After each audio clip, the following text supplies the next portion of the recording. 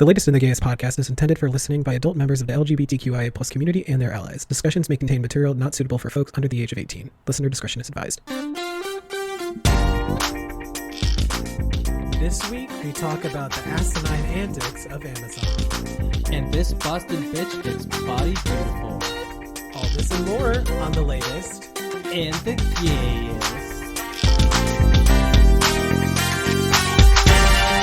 Oh my goodness. Alex.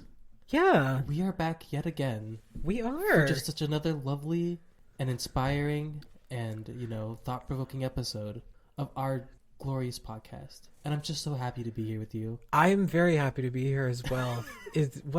I can't remember. What did we name our program? The Latest and the Gayest. That's right. That is right. That is the name of our program. Just in case you're wondering. Just in case you forgot. Oh my God, Josh. Oh my God. Hello. How are you doing today? I'm doing so well. I don't know. Lately. Are your eyes gray? Are they? They look gray from here. Do they look gray? I mean, I've always been told I have kind of like greenish blue like eyes. They look gray right now. I just saw them. I was like, hello? Like, I've never looked really? at your eyes like that before. They look gray right now. Yours are very like... No, they're brown. Yeah, I was gonna say they're like boring ass generic brown. No, eyes. yeah, but I mean, I feel like you can sometimes be one of the lucky ones because I do know there are people out there who like even though their eyes are brown, some people have the unfortunate fortune of getting like poop brown. Oh, it's like an unsavory brown. Yeah. Yeah. No, luckily you don't have like yours aren't like the poop brown. Well, thank you. I appreciate that. I'm very glad. Yeah. Sorry, I didn't cut you off. I was like, I was like, I need to say something now before I forget. Oh my God. Yeah. How have you been? I've been great. My coworker I guess her mom or her owns like chickens. Chickens. And she brought us in some fresh eggs. Love. But then they were just covered in shit. Okay. Because they were unwashed. Oh, okay. And love. I got a dozen eggs for $3. They were super fresh. I haven't eaten any of them yet because I didn't feel like it. You gotta wash them off, or do you have to like? I don't know because here's the. I know they don't wash them off in Europe. Oh. So I know I can just like kind of raw dog the eggs.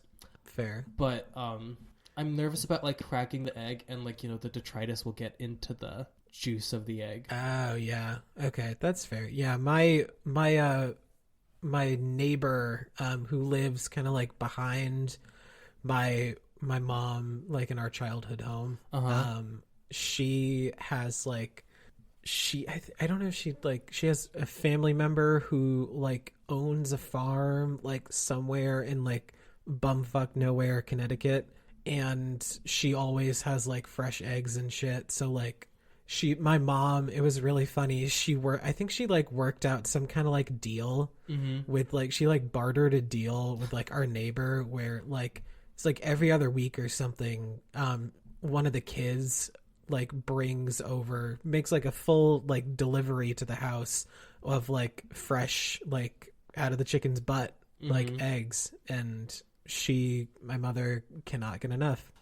Here's the thing about eggs. They're almost like too versatile because I'm thinking like, oh, I gotta use these for like something special, but like, oh yeah, because you feel, what special thing do you use eggs for? Because sometimes you feel bad if you're like, oh, I don't want to just do like a sunny side up egg or like scrambled eggs or something like that. Actually, like, make something because you feel like you're being like basic and you're kind of like wasting good eggs. Yeah, it's like, exactly.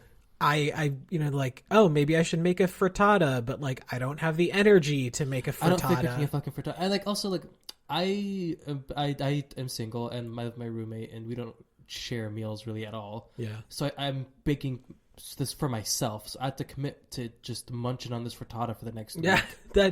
Have you ever made a frittata before? I have. They're wild. Because it's just a giant slab of egg. Really. Oh yeah, I've only made a frittata once in my life, and it came out pretty good actually. But it was like the process was fucking nuts.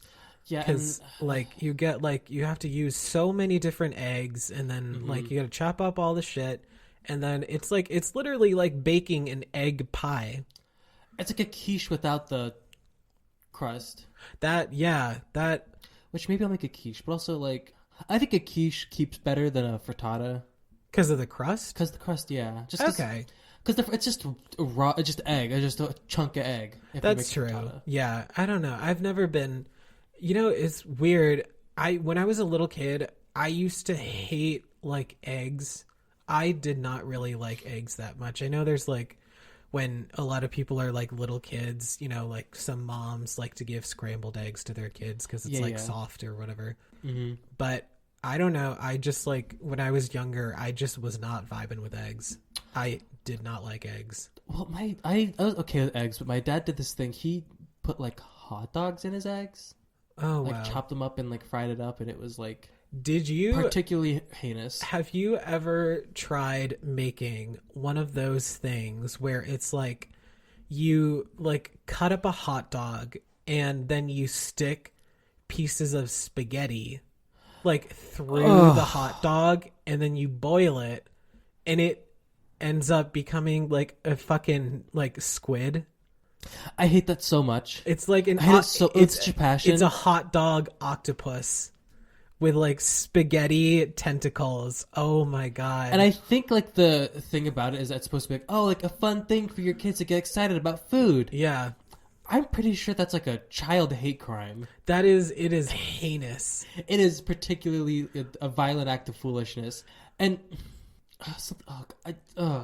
boiling what people do with hot dogs. Because have you ever seen like those videos on like TikTok where like it's usually an Asian woman. It's like she has all these like kitchen gadgets. Oh yeah. And there's always the one where she like puts these hot dogs in this machine with an egg, and it makes basically a corn dog out of egg and hot dog. It's just cooked egg outside the hot dog. You just like shove a hot dog and an egg into the same machine, and it like it comes out as a cylinder. What the fuck? It's like, another thing about that video is those videos is that they always make so much food for one person. Oh yeah, and I'm like, okay, you're not eating all this. You're not eating all this. Some of the kitchen gadgets that like I know the ones you're talking about, and like some of the kitchen gadgets that they have in those videos are fucking insane.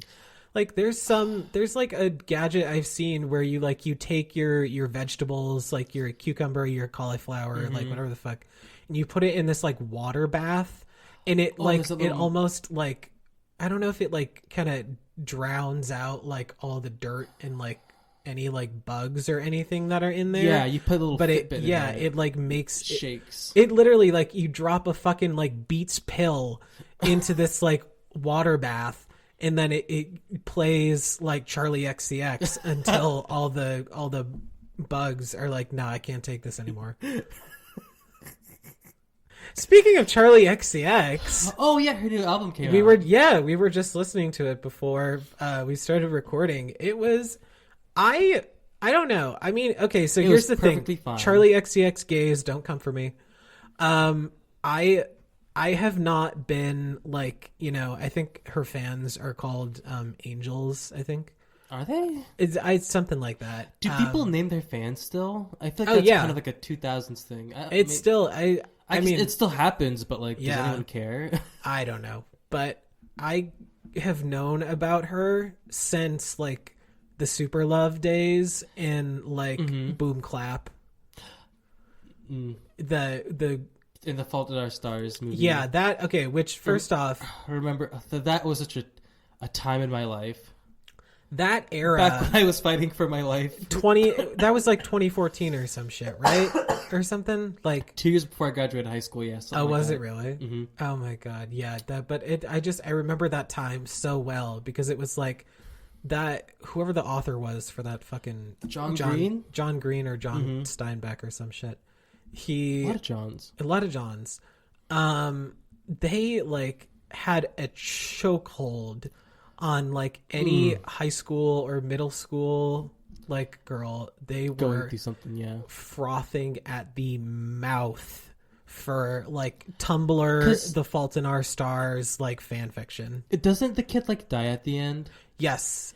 She says, and then she goes, "I do." Which, okay, so like that. To be fair, so the movie it's on Disney Plus, and I've seen it, and I'll admit I cried a lot. No. I cried. It was emotional, but yeah, like at the end, like they become really in love with each other, and then he just like he was getting better, and then he just out of nowhere gets just like a shit ton worse, and then it's like, so he's dead.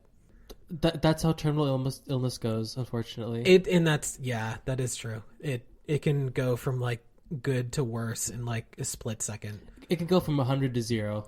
Oh, yeah, absolutely. But yeah, and then, you know, everybody's always upset, and then after the funeral, there's like this douchebag author that the girl was obsessed with, but then like when they finally got a chance to meet him, he turned out to be a douchebag. Yeah. And he came to the funeral, and she was like, "What are you doing here? He hated your guts." And he was like, "Actually, I came here to give this to you because he wanted me to give it to you." Oh, wow. And it was a letter, and it was like, I forget what the letter said, but like, is like, "I'm probably going to be dead when you're reading this, but, you know, keep living your life, keep slaying." But I don't remember what it said. I've only watched the movie once, but then at the end she's like lying on the ground, and I do. Or no, it's okay. It's okay. Yeah, okay. Yeah, because that's what the cover was. Okay. Yeah.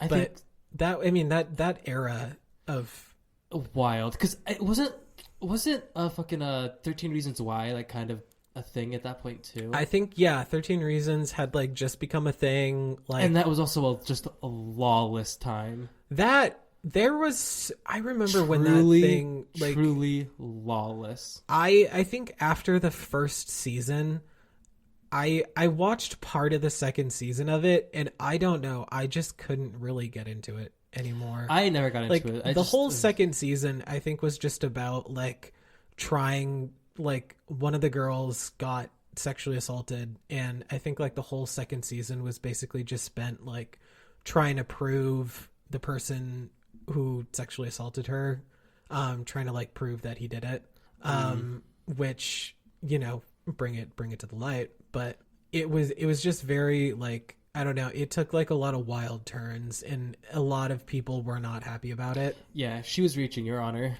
Yeah, but so before we take a break, yes, I have something that I would like to bring up, and I feel like I've brought this up before, but it bears repeating. Oh no, I don't know what's going on here. So this is a little PSA for everybody out there in listener land. Do we get hate comments? You didn't tell me? Oh, no, not yet. Not yet. We're not at that level of fame yet. Okay, listen. If you listen to this, drop a few hate comments. Be a little nasty. Be mean. Yeah. Tell me I'm ugly. I want that so badly.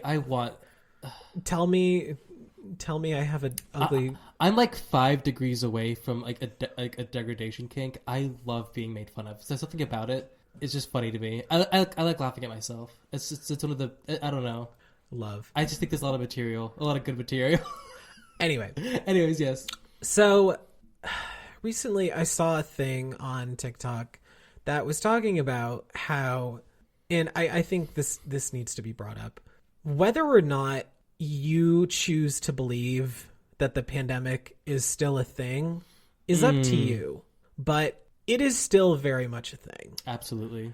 A lot of towns recently have been lifting their mask mandates, and a lot of stores have been doing the same because, you know, everybody in that town, you know, the numbers aren't as crazy as they were before, so we're fine, right? Like, we can just lift the mandate. Like, not everybody's dying, so like we're good. It's back to normal. Everybody back to normal.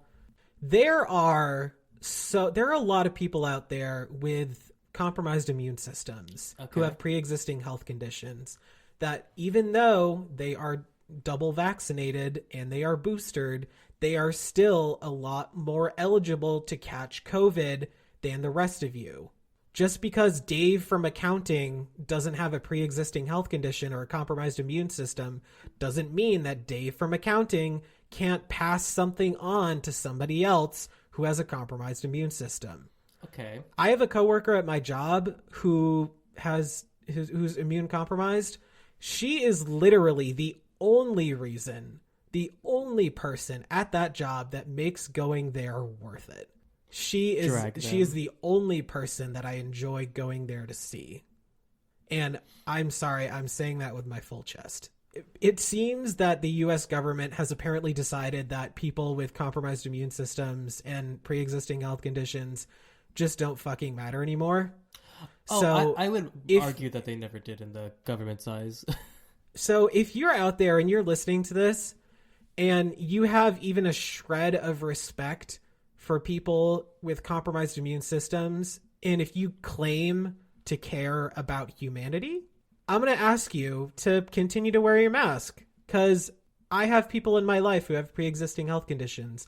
I have people in my life who have compromised immune systems, and I'd prefer not to see them die. I'm going to continue to wear my mask because I care about the people around me, and I'm going to ask that all of you out there do the same. Drag. And now, let's take a break. And we're back. And now it's time for everyone's favorite queer news segment, Queer Quandary.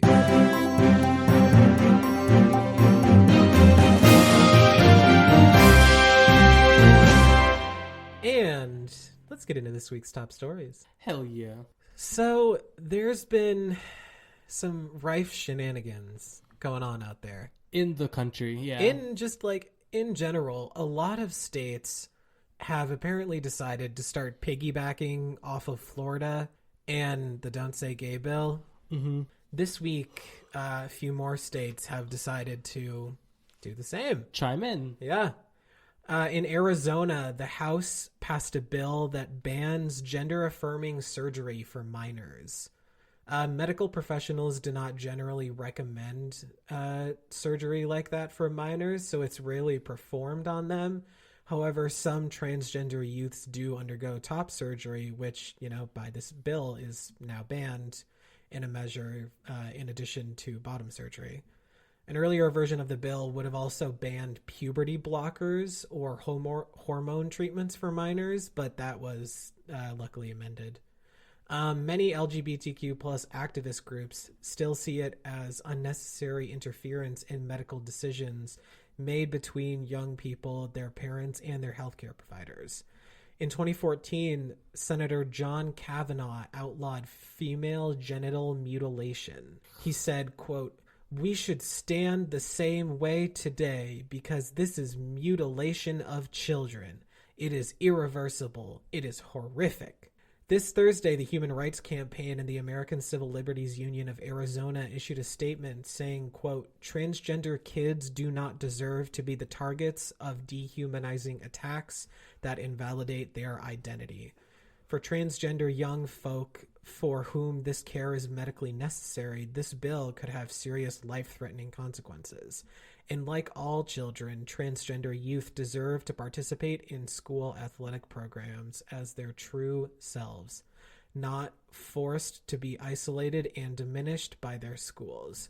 Transgender kids are just kids, and they deserve to play." Also, in Oklahoma, the Senate passed three more anti-trans bills, one of which would prohibit transgender students from playing school sports consistent with their gender identity. Another bill which would expand the definition of obscene materials to include certain depictions of the LGBTQ plus community. And another one which would eliminate non-binary gender markers from official documents. Bill 2 was passed the Oklahoma House of Representatives last year, so it's currently heading up to Governor Kevin Stitt. Bills 9 and 1100 will head back to the Oklahoma House for consideration soon. Republican Senator Julie Daniels, who kind of took the lead on these bills, said that she was just protecting women athletes. She said, quote, "Male and female is a biological reality. Men have physical advantages over women. This is not something I need to explain. It is something known to everyone." However, because that statement is fucking bullshit, she was not actually able to name any actual advantages. The Human Rights Campaign had this to say. Over the past 24 hours, Oklahoma legislatures have decided to launch a full-on attack on the LGBTQ plus community and their rights, and particularly for transgender people. Their repeated attempts to deny transgender kids opportunities and ostracize members of the LGBTQ plus community are disgusting. In addition to denying transgender kids the social benefits that come from school sports, they are also working hard to ban inclusive gender markers and define LGBTQ plus content as obscene. Simply, they are attacking the LGBTQ plus community to score political points with extreme elements within their party. The Human Rights Campaign strongly urges Governor Sitt and the Oklahoma House of Representatives to put the best interests of marginalized kids and their individuals ahead of cheap political ploys and realize the damage that can be done if these dangerous bills pass. Gross. It's honestly starting to get scary at this point. It is. It's exhausting. It is getting scary as it's kind of happening everywhere. Yep. But in the better news, according to Boston.com, Mayor Michelle Wu has opened up. I'm trying to forget look at the official title of this thing. Oh. Office of LGBTQ plus Advancement. Basically, it's going to be I don't say part of government, but it's an office that lives within the Boston government to advocate for LGBTQIA plus people and their rights, and make sure that the decisions that are being made in Boston, respect the rights and dignities of LGBTQIA plus people, especially POC people within our community. They're currently looking for a executive officer, and they're just also looking at making sure that resources are being allocated properly, so we can. I think the kind of the verbiage that they used was LGBTQIA plus youth in crisis. It's like homelessness or that kind of stuff. Because that's the thing too, is a lot of us. I don't know about you, but that's maybe it's a thing in general where people are experiencing homelessness in their lives. Yeah. And definitely people in our community are engaging with it. It's extremely difficult nowadays, especially because there's a lot of bills, and it's, a lot of stuff is coming out into the light that are making, parents, and it, like I said, it's starting to feel like way back when. Mm-hmm. And a lot of parents are now starting to hop back on that train of ew, you're gay, get out. Yeah, that's true. But what is kind of nice is that Michelle Wu in Boston, they pretty much kind of in response to this trend that's sweeping the nation, are really making a stand in the contrary to all that. It's no, we're gonna kind of institutionalize support for these communities. Yeah. Also, this week, the organizers of Seattle Pride released a statement saying how even despite years past, they will not be accepting donations from Amazon this year due to the company's donations to anti-LGBTQ plus politicians involved with the Don't Say Gay bill. Amazon apparently offered a donation of $100,000, which Seattle Pride rejected. The event will no longer be going on to be named Seattle Pride Parade presented by Amazon. The decision was made after finding out through a nonprofit government transparency group called Open Secrets that Amazon had donated more than $450,000 to members of Congress who voted against the Equality Act, which, if passed, would have added protections based on sexual orientation and gender identity at a federal level. Seattle Pride Executive Director Crystal Marks released a statement saying, quote, "We simply cannot partner with any organization actively harming our community through the support of discriminatory laws and politics. It was important for us to really take a hard look at how these values align with us. The Pride Parade is for our community to celebrate, to remember Stonewall in 1969, to continue the fight for our rights, and we don't feel it was possible to accept this money." She also said, quote, "Pride is not for sale at any time of the year. but especially the month of June when our community comes together to celebrate. When someone has their name attached to the title of a full event that we haven't had for 2 years, it makes me, as a queer individual, think this parade is going to be entirely about Amazon and celebrating their contribution. Seattle Pride also expressed a lot of concern about how apparently more than 40 anti-LGBTQ plus politicians signed up to receive funds through Amazon's Amazon Smile program, which, if you don't know, is it's a thing in Amazon where basically when you like finish checking out at Amazon, you can select to donate some extra money through your purchase to like an organization. Oh, so basically these political people are getting donations from Amazon, like customers. Yeah, and they're basically like a lot of these anti-LGBTQ plus organizations are like getting donations through the Amazon Smile program. Disgusting. Absolutely. And I mean, we've been aware for a while now that, Amazon, fuck Jeff Bezos, but yeah. I always think it's so interesting whenever like big corporations try to be like, let's sponsor a pride parade. Let's do, something like this. And let's show how much we love the LGBTQ plus community. Hi, gay. Hi, gay. This week at Amazon. But yeah, and then they like go out and pull shit like this where they're like donating to all these, and even like, with Disney, they're like, it's so interesting to me. Interesting, sure, I suppose, but it's like, I just feel like the right is getting more and more radicalized. Where I don't think, I'm not saying the left isn't like, it's a weird thing. It's like they're just turning up to like, they're turning up the volume for sure. Yeah, that's fair. It's wild. Yeah. I don't understand how disenfranchising people feels good, or it feels important to you. Yeah, but apparently it's for a lot of people it does. I don't know. It appears so. Wild. Speaking of pride shit, Attorney General of Texas Ken Paxton has accused an Austin school district of breaking the law for hosting a Pride Week. Oh, for the love of God!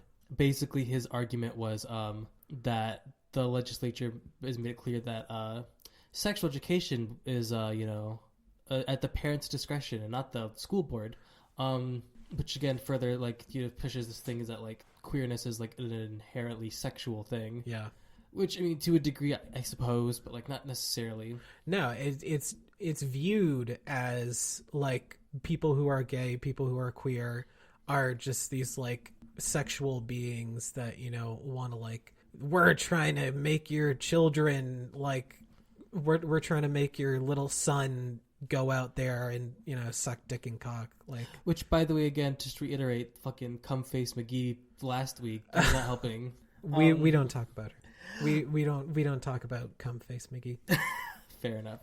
Anyone this whole tired about how like liberal schools are pushing the gay agenda on our students. Which is really wild to me. The school has been basically the school replied with like, no, you're wrong about the law. That's not what we're doing. No. And really like the lawyers of like, I have such terrible handwriting. Holy shit. Doss Elementary School.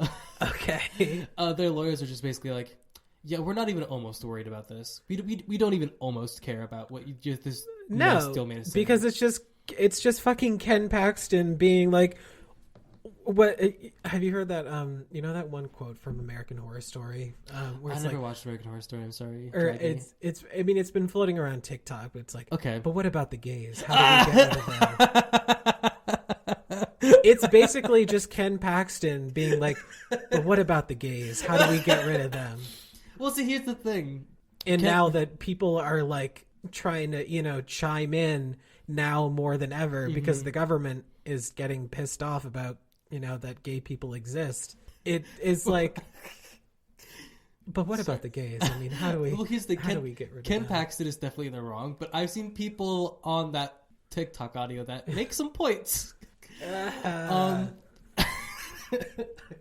Thank you, Jessica Lange, for providing a moment of television history. We do take a break soon, but I just want to take a quick thing.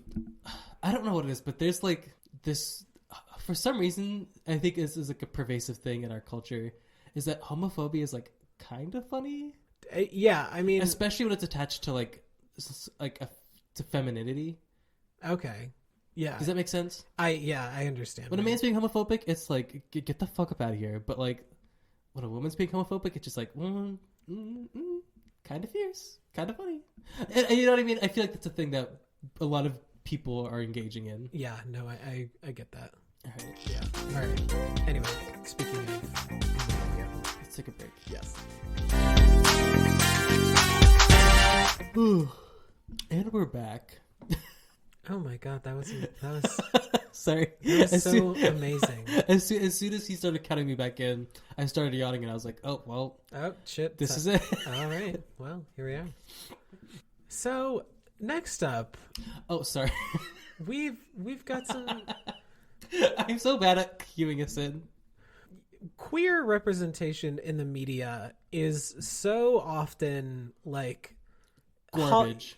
Hollywood's idea of like gay representation in the media is to just stick like some cis het white guy in a movie and then just be like, act gay, be gay and be sad. Yeah, and then like they just act, you know, it's either like they go a little bit too over the top with it, or like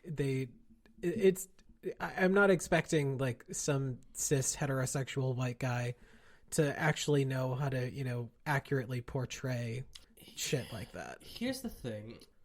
I'm not mad that you're gay, Sai. I'm mad that you didn't tell me that you were gay and that you let me fall in love with you. Bitch, I did not ask for that. But no one asked you to fall in love with me. Anyway, speaking of Nick Robinson. Yes. We're going to talk about We're going to focus on the positives today, though. Some movies. One of them actually is not as positive as we'd like it to be, but... Tell me about it. So... I'm so excited to hear about it. First please tell me? These are some of our favorite movies that we feel accurately portray the queer experience in some ways. All right. First up, we have a movie that luckily both you and I have seen... Mm-hmm. Alex Strangelove. I have no idea what the fuck that is. So I haven't seen that movie. Yes, actually you have. Do you remember my first, when I came up for Pride and you were still in school at the time and I stayed in your dorm, and the first night that I was there we watched like a movie and it was on Netflix. Can you like remind me about So basically, it's coming back to me. It's about this kid named Alex, and he meets this girl, and they become like really good friends, and then they like start having a relationship together. And then as they go to a party one night, and they meet this guy, who is like from a different school, but like him and Alex start to like really vibe. I'm like, it's slowly coming back to me. Then they start hanging out a lot more. And did one of them have long hair? But it kind of had like, it was like curly, kind of like your hair actually a little bit. Drag me. But like they started hanging out a lot more, and then like Alex started to develop feelings for this guy, but he didn't realize like what exactly he was developing. Yeah. And then the girl was like, hey, do you want to have sex? And he was like, yeah, sure. But then like, you know, he couldn't have sex with her because he wasn't sexually attracted to her. Couldn't get it up. Yeah. And then he was like, I think I might be gay. And then bad place to admit it. Well, I don't know. He didn't admit it like in the bed, but like he like kind of like had the realization. Yeah. And then he like ran away, and like there was like this whole thing where like he fell into a pool and then had like a bunch of flashbacks about like him having moments in his past where he like realized that he was gay, and then his girlfriend like pulls him out of the pool and was like, hey, are you still alive? And then he's like, I think I might be gay. And then they kind of like put everything behind each other and they become besties, and then he like falls in love with the guy and they live happily ever after. Okay. I vaguely recall that movie. Yeah, I remember liking that movie. Yeah, but it is, if you are, it's look, it's a feel good movie. I feel it is absolutely a feel good movie. If you're looking for a feel good gay movie, Alex Strangelove on Netflix, go watch it. 10 out of 10 would recommend. I would say if like you're like showing like you're like open minded but not totally like liberal on a movie to get them an understanding, that's a good place to start. It's like entry level gayness. That's fair. Break the ice. Yeah. Next up this is a movie that may not reflect it. It tries to reflect the queer experience in a more positive light. However, I do not feel that it succeeds in doing so. Drag her. The ever popular Call Me By Your Name. I haven't watched the movie. I'm not a huge movie person, to be totally honest, but I from what I've heard of it, this is like rancid. Elio, played by Timothy Chalamet.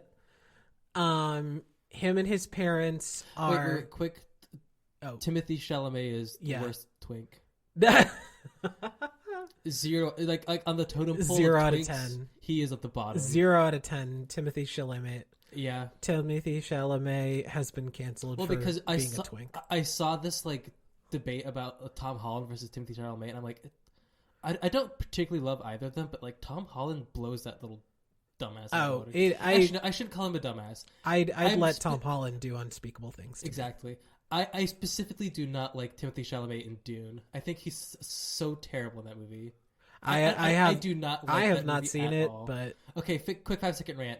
He gets embarrassed by the witch lady, and then he cries because he sees the future that he's going to start a war, and then he has to kill somebody, and he's a big whiny baby about it, and it's just such a bad movie, such a terrible pacing. Keep going. Timothy Chalamet and like his family are like vacationing in Italy, I think it is, because like his father, like they vacation to Italy every summer or something. Yeah. And his father has like a professor friend of his join them for the summer, and he like comes up, and then Timothy and like the professor dude, they start like hanging out on the side, and then they develop this like weird situationship that like it's like, you know. So the sad thing is, it is not a good it's not a good portrayal of like a gay romance. Something we kind of talked about, but before this, because he's like underage, right? Yeah, he's a minor. I would not say it is inaccurate. I would say it's no, it's accurate, but it's like, and this is a sad thing. It does, in a way, accurately portray experiences, because there are a lot of like young gays out there who, you know, they don't know like the first thing about a relationship, and then like all these gross old men like take advantage. Yeah, they like groom them, and they take advantage of their like innocence and all this shit, and it just like they, you know, play with their emotions, and it becomes bad. I think I would say it's I don't want to blame it all on like society. Yeah. But I think we have like equated expressions of queerness as like, you know, sex. Yeah. And so when these young kids like want to like, you know, express themselves, they think the best way to do it, and the most obvious way to do it, is through like, you know, sexual expression. Yeah. And so they're like, okay, I want to be gay now. Yeah. To do that, I gotta go, you know, do the sex. Yeah. I don't know the words to like better describe it, but like we need to, I think, yeah, the movie it has the right idea but the wrong direction. Yep. Yeah. Then there's this movie called, in this is for all my lesbians out there. Yes. A movie called Desert Hearts from 1986. It is set in Reno, Nevada. And so, just like for the record, I have not seen the movie, but I've been told by a friend that this is like a good one. It follows the blossoming love between a reserved English professor and a young, impulsive sculptor. Vivian Bell divorces her husband and heads west, where she meets Kay Rivers, whose energy and boldness start to draw her out of her shell. With stunning scenery and complex characterization, this is a classic. It sounds like a lesbian Hallmark movie. I mean, in the most, like, I do not mean that derogatory. I mean that as, like, positive. Yeah. I could see that, but yeah. It sounds nice because it's a lot of people have that realization or, you know, take actions because people can know they're gay their whole lives but never act on it. Yeah. But I like the late in life kind of like rediscovering, you know, who you are, and it is never too late. We never hear about it because it's always like, my husband is gay. And it's like, that's like the plot twist. Yeah. That people, kind of like the go-to, like, it's like, kind of like this, like, scandalous, like, plot twist. Yeah, the husband turns out to be gay. The husband is gay, but like, but if the wife turns struggling. Out to be, yeah. I like that perspective. Yeah. I think that's a more compelling perspective. Absolutely. And one last one, like, really, really quickly. Yes.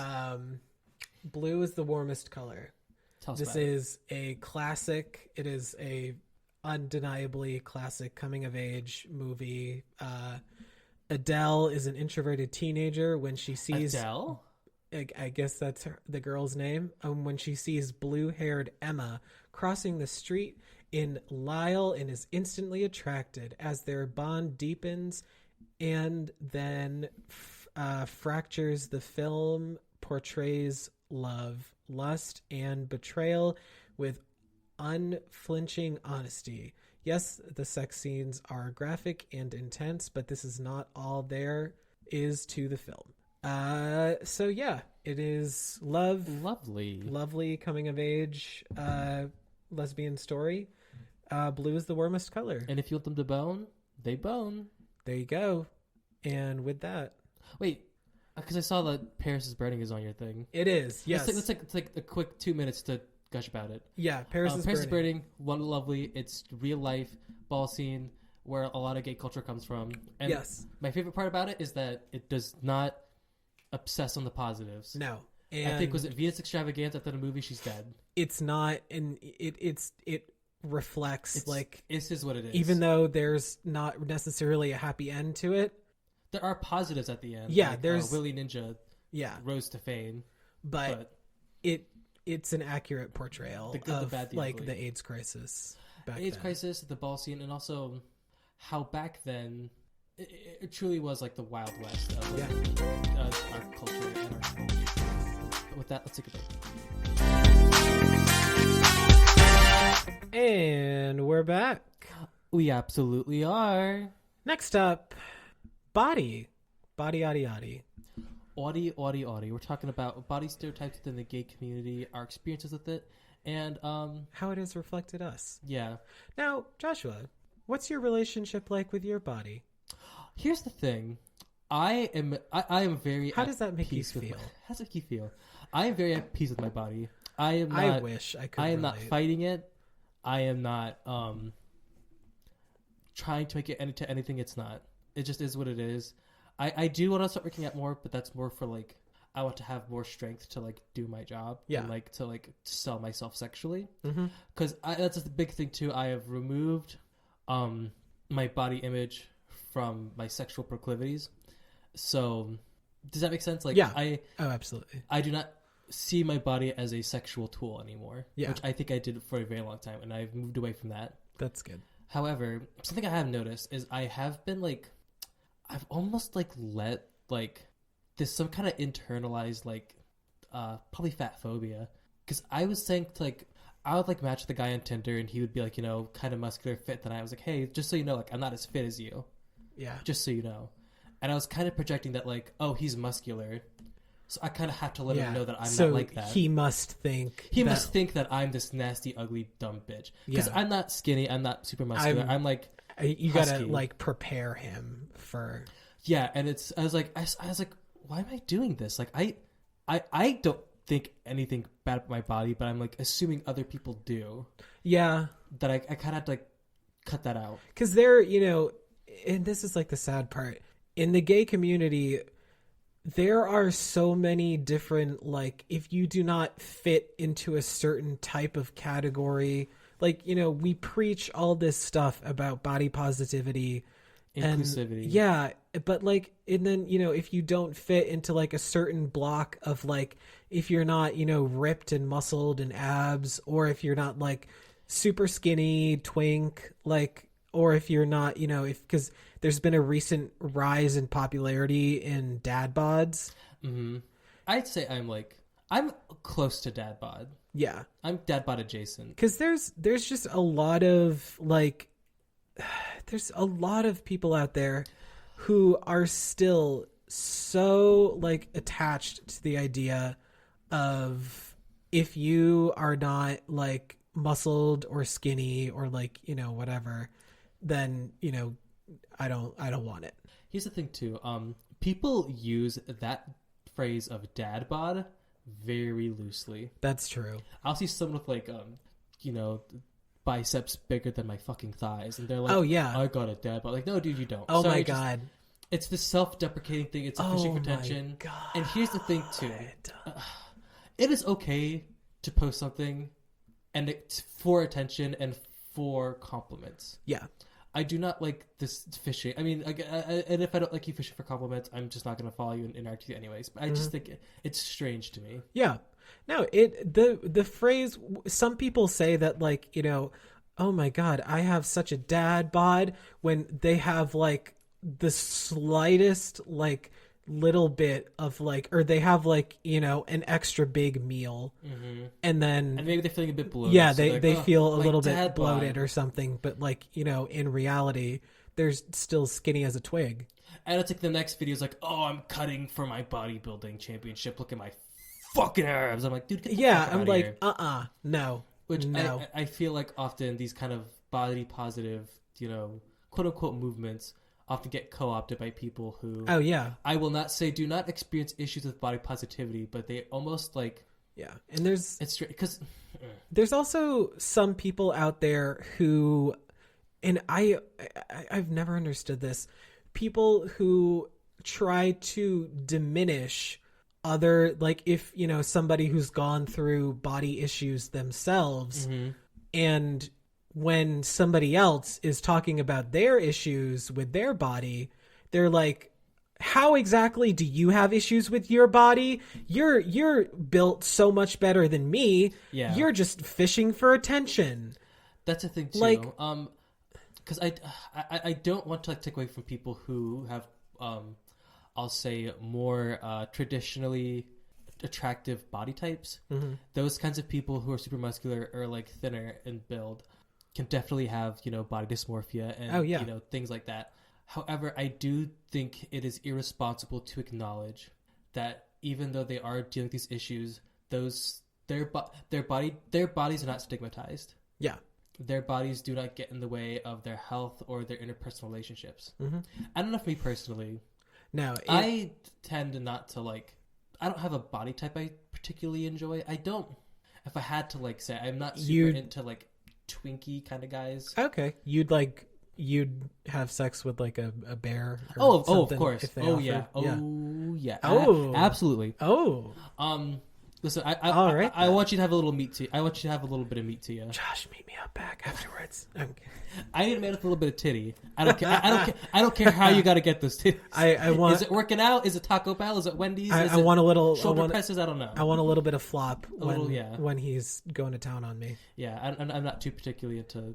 It's just I don't skin and bone. Yeah. Skin and bones. There's nothing wrong with it. It's just my preference. No, and as someone who had that kind of a quote unquote twink body type, I would not be like, get the fuck out of my house.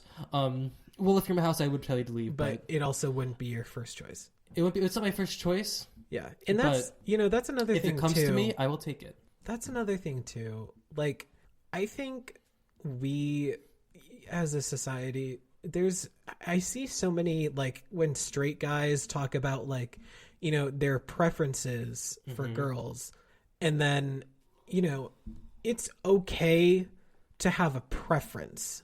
Yes. But that does not mean that you should be like, if you know, there's like the douchey like gym bros who are like, I don't want no fat girls. I don't want, if you gotta have like big tits and like a nice ass. Yeah, like all that shit.